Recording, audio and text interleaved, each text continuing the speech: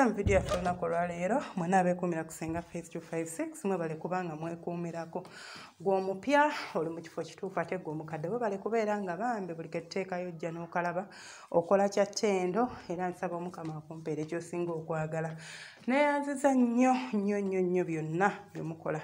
Olunaku olwaleero nno kye tugenda okutunuulira bwe buseegu oba ebintu oba ekintu ekiyitiridde ssaawa zino kitrendinga ku YouTube ekyokubanga abaana abavubuka bavaayo ne beezinira ku YouTube. Ekigenda mu maaso ku TikTok nti abaana ab'obuvubuka bavaayo ne beezinira ku live ku TikTok. TikTok yalinga eri restricted ng'ebintu ebyo oluusi tebigendayo. Nayagalako n'okolako akawunti eyo nga nsomesa ebyasinga nze abangoberera mumanyi ebintu byange engeri gye mbikolamu naye tuli different buli omu alina engeri gy'akolamu ebintu bye era siina gwe nvumirira oba gwe mpisaamu maaso oba gwe ngamba nti omulimu agukola bubi but kino ekintu ekigenda mu maaso ssaawa zino kiyinza okuba nga kinyumira abalabi nga si gwe akikola kikunyumira okuviewinga naye bwe kituuka mu kaseera nga kiri ku ggwe oba nga kiri kuwa famire yo ojja kulaba obuzibu obukirimu. So ebintu bino eno abaana bye bakola si birungi go ge mazima. Lwaki wandivuddeyo n'odda ku live ya TikTok okuli abantu abasukka mu 1000 oba 800 ne mutandika okwezina ku live? What is the point? In fact kyemukola temusomesa nti muli kusomesa bantu wabula mukikola abantu ba viewinge banyumirwe oba mukikola olw'ensonga zammwe ze simanyi. Buli muntu alina ensonga ze lwaki aba akola ekyo ekintu ky'aba akoze mu kaseera k'aba akikoleddemu. Naye nga ggwe ng'omuntu alaba vidiyo eno bampuliriza essaawa zino eno njagala kukubuuza gw'olowooza kituufu ekyokuba nga omuntu essaawa zino ali mu myaka emito kozi ababikola si bantu bakulu. Nze ebintu byesinga bikolebwa nga abikola muntu mukulu manyi oyo byonna abirabye kitegeeza kyakola akimanyi tagenda kera ku makya yejjuse kozi obudde bwe buweddeyo mukulu alina emyaka 5 alina abaana oluusi alina n'abazzukulu kitegeeza amanyi kyakola. Naye ebiseera ebisinga abavubuka abali mu myaka 2 paka mu myaka 3 actually paka 3 tukola nnyo ensobi mu biseera ebyo ebyobulamu bwaffe ffe ne tuliyita eddembe ne tuliyita okwesanyusa ne tuliyita kyonna kye tuba tusazeewo okuliyita ne tutamanya nti eddembe lye eriyitiridde bw'olikozesa obubi mudda lirina effects kye likuteekako. Otuuka n'otandika okwejjusa ebintu bye wayitamu n'ogamba lwaki nakola ekintu bwe kiti oluusi nga kikukauntinga ng'owulira kikulumiriza kikumazeeko emirembe. So gwampuliza ng'oli part of that group asobola okugamba nti nze sifaayo kambabuulira amazima Katonda mugulu ebintu by'okwezina binyuma. Okumanya binyuma nze omuntu ne bwangamba nti senga nze fantasy yange oba ekirooto kyange mu kwezina oba ekintu kyembeerawo n'endoboozaako n'empulira nga nkyagala nandiyagadde okunzinirako mu bbaala nandiyagadde okuba nga tuli mu paakingi y'emmotoka ne tubaako akazikiza we tuyingira ne twezina. I don't care. Nkugamba bw'oba ofunye opportunity ekikola kikole as long as oli mu privacy kubanga it's a fantasy okitegeera okugifeelinga kikuyambako okubeera ng'obeera mu obulamu obw'okwezina obuli obusanyufu kubanga yeba fantasy yo era nze sifaayo as long as okikoledde mu secrecy kubanga ne bw'oba okirowoozaako ne bw'oba okyagala tolinza kukwata amataala n'ogateeka wakati n'ogamba njagala genda wano ku stage bankubemu amataala twezine n'omuntu nga balaba tulaba si bwe guli era tekikunyumira kitegeeza okyagala naye mukasirise oba munzikiza tituli mu bbaala tulina we tutudde mu kazikiza kaffe n'ojja n'ontuulako ne twezinawo awo akaamangu omuzungu kayita kakwiki ne binyuma simple.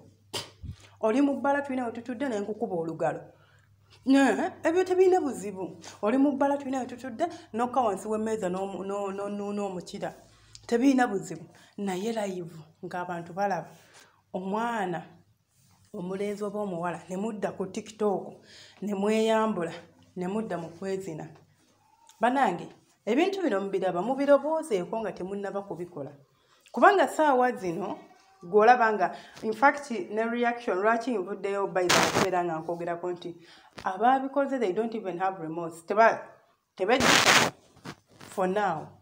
Naye gw'olowooza obutajjusa abo ssaawa zino bugenda kubeerawo emyaka 10 mu maaso ng'era okyatunulira mabega obulamu bwe walimu n'ogamba nti yadde nakola kino ekintu sejjusa ojja kwebuuza naye nakola kyaki. Nze nabagamba social media eno gye mulaba etereka gwe buli bw'okwata ekifaananyi kyo n'okiteeka ku social media naddala nga kya bukaba kigenda sigalayo. Ekisooka waliwo emikutu egy'enjawulo oba sites ez'enjawulo nnyingi ezaagala obutambi obwo nga babusasulira ne ssente okubufuna kati ate akakataayaaya ekisooka oli bw'akalandingako gwe wabikoze n'obirekawo nno omusajja wattu oba mukazi wattu nga tebwefiiridde oli n'akakwata n'akatunda ne bamuwamu ssente. Bali be bakawadde ne bakapositinga nabo ne bakakolamu ki ssente kitegeeza kagenda kusatulatinga emyaka n'ebisiibo kuba babeera bakatutte unless ng'omukutu ogwo bagupuulinze down ate n'ekyokugujjayo tekitegeeza nti tekasobola kuva ku mukutu ogwo kubanga osobola okukadawunloadinga n'okajjayo n'okateeka mu ssimu yo n'okagabira omulala. So ebintu bye tukola mu myaka gyaffe egy'ekivubuka nga kavubuka atuwaga tubiroboozeeko nnyo n'ekirala olobooze ku famire yo. Ekintu ng'ekyo tekizingiramu ggwe wekka kivumaganya maama wo kivumaganya baganda bo kivumaganya kitaawo. Kati atuula ate mu lukiiko n'ayogera nga mutabani we oba muwala we y'omu ku bantu ababeera ku live nga beezina. Gwe ddala ddala olaba nga alinza okuba ekuweebwa ekitiibwa ng'avuddeyo mbu alina by'ateesa. Omwana wa gundi yakoze ensobi bali mu family meeting mbu naye ayogere. Aba alina kusirika ne bwe yandibadde yandiyagadde okwogera alina kwekuumamma n'asirika. Kati anenyaani bajja mugamba oba yakulema okugunjula ogenda kugunjula wange kuba ne bwe mbanze ng'ali ku wange gwakalakata mugamba gwe sirika kubanga n'omwana wange ne bw'omugamba ajja kutunuulira aseka agambe kati raba nnoono mukadde biki byayogera asooka agenda agunjula owuwe. So it's not only about you oba onyoonya essanyu ery'okwesanyusa oba essanyu erisanyusa obulamu bwo lobooza ne ku balala. Si kibi okusanyusa obulamu bwo si kibi okubeerako ebintu by'okola ebiri weird mu bulamu bwo but nga tonnabikola bameka b'okosa. Bw'oba tolina gw'okosa well and good genda mu maaso kola ky'okola naye bw'oba omanyi ky'okola kirinza okuzingiramu abalala ne kibaleetera bambi okubeera nga bakosebwa.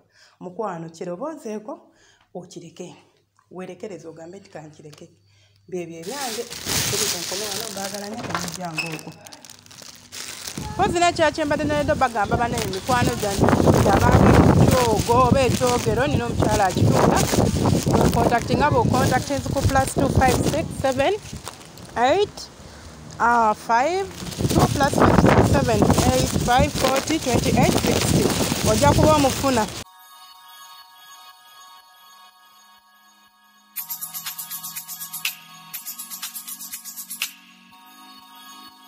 Yeah.